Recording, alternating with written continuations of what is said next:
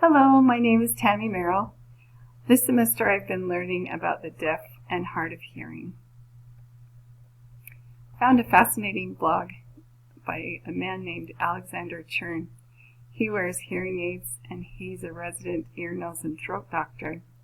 He spoke about how the media portrays deaf people as elderly, disabled, isolated, and dependent.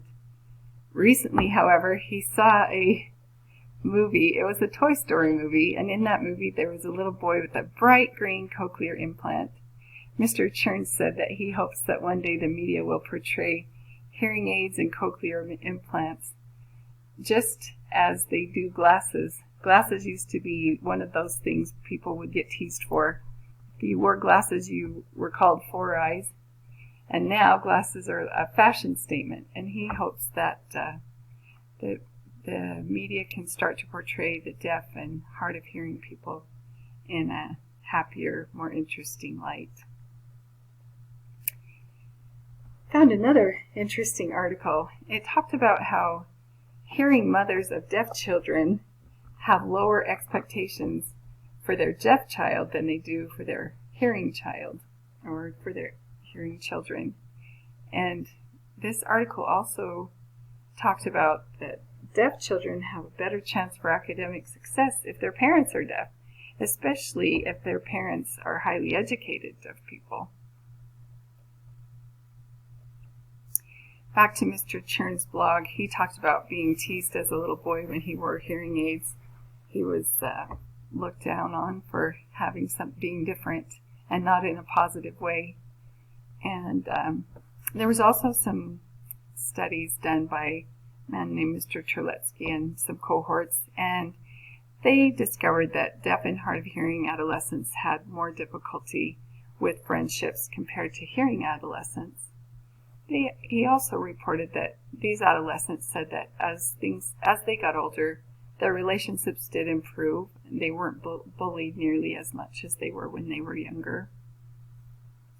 Terletsky and the cohorts also said that it's important to educate teachers and classmates of children who are deaf or hard of hearing to help them understand how to interact and communicate with children who can't hear. This helps them so they can be treated better and reduces the bullying. Back in the late 1800s, Alexander Graham Bell believed that if a deaf mom married a deaf dad, they were 100% likely to have a deaf child, and research has shown that this is not the case. I have one friend who's deaf, and she has 3 children who are not deaf. Another friend who's deaf, and she wasn't able to have children, but both of her parents can hear, but she can't.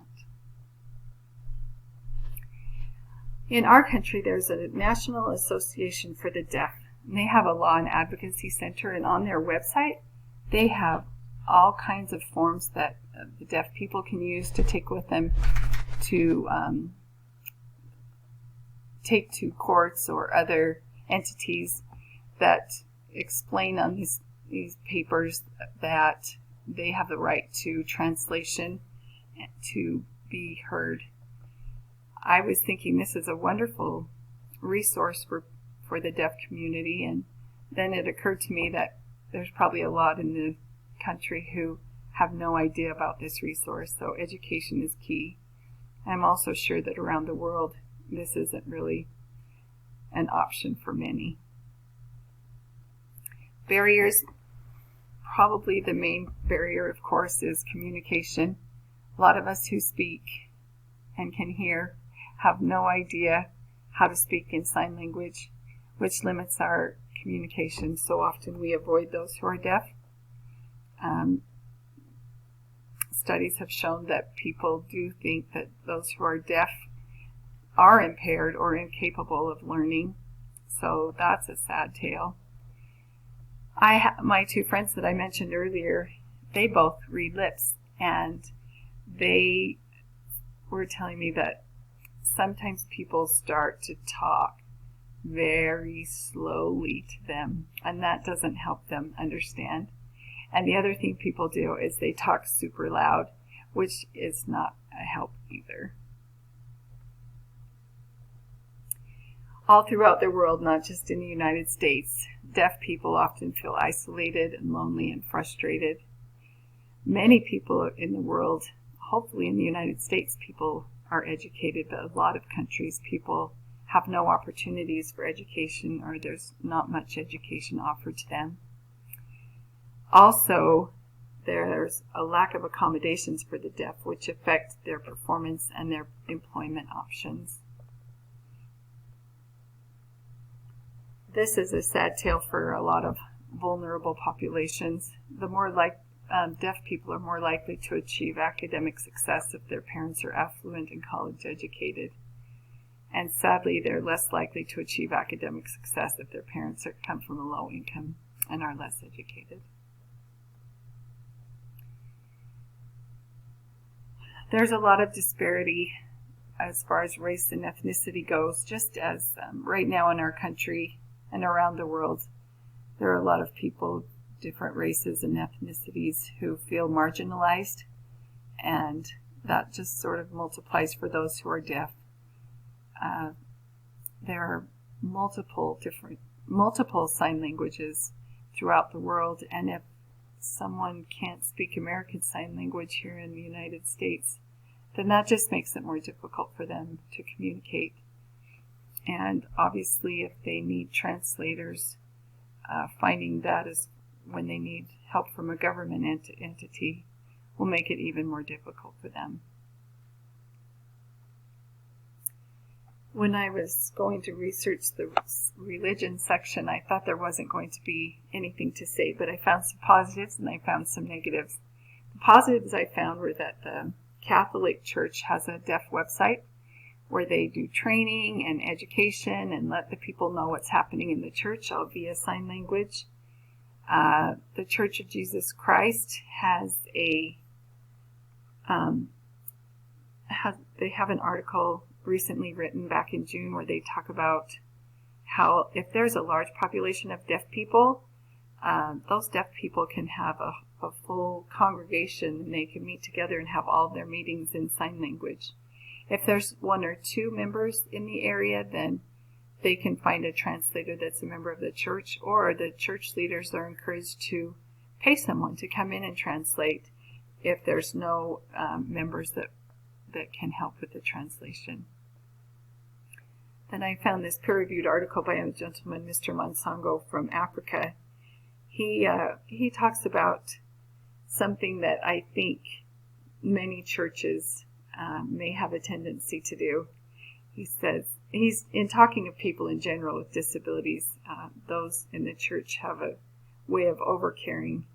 They treat people with disabilities as not capable, and they treat them as someone who's not normal, who's in need of their prayers, and they need to be healed so they can be normal like the rest of us. That's a very, very interesting way to look at things. As I've been doing my research, I've come across a lot of deaf people who feel that they love their deaf culture and they don't want to be changed. So they don't want people praying for them to change because they're happy the way they are. Gender. The World Health Organization reported that there are 56% of males who are deaf or hard of hearing as compared to 44% of females.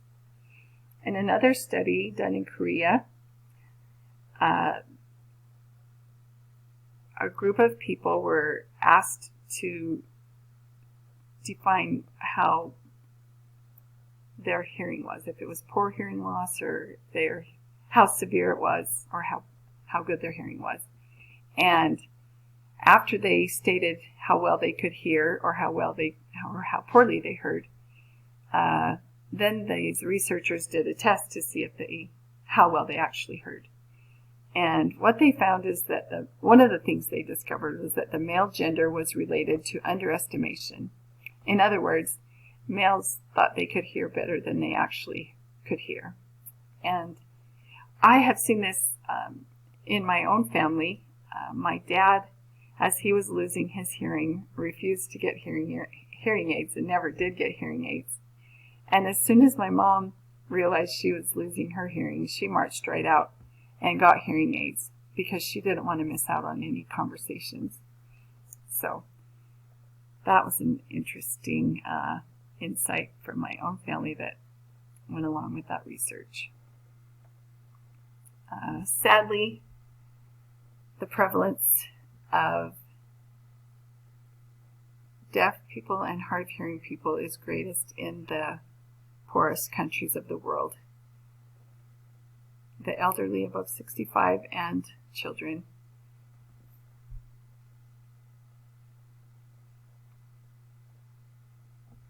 As I mentioned earlier at the beginning of my PowerPoint, I had entitled my PowerPoint Impaired Hearing until I heard that that was not acceptable to those who can't hear. And I realized that that is a perfect example of implicit bias. Explicit bias is when people are not allowing those who are deaf to have education or employment because they believe they're incapable and not smart enough to learn or work. That is explicit bias.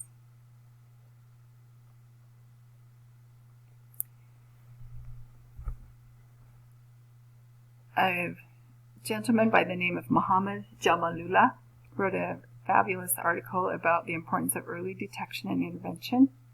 He talked about how children need to be spoken to either with hands or verbally as soon as they are born. They need to be interacted with, and the longer that we wait to speak to children who are deaf via sign language, the more their life is impacted negatively.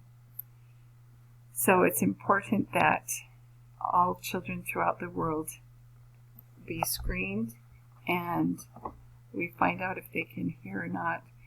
The World Health Organization is working on trying to improve screening throughout the world, or have screening throughout the world.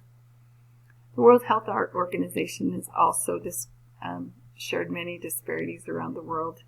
A couple of them I'd like to point out. One is that low to middle income countries, there's less than 2% of the people who need hearing aids have them. So that's a very sad tale. Less than 2% who need hearing aids have them. Another thing they pointed out is that 50% of all hearing loss in the world can be prevented. When I was doing earlier research, I found that the United States has a much lower prevalence of hearing loss as compared to the world, and that's probably because of these factors listed here, because of medical care. A lot of these hearing problems can be prevented or treated. Ear infections, measles, mumps, rubella, meningitis, cytomegalovirus, as well as we have less birth complications compared to others. For instance, if someone is born and doesn't get oxygen soon enough, it may affect their hearing. And of course, there are medications that are ototoxic, and so education needs to happen there. So we as nurses actually have an opportunity to make a difference as far as hearing loss goes for those 50% where hearing problems can be prevented and or treated. All right. Well, thanks for listening. These are my references. And that's it. Thanks. Bye.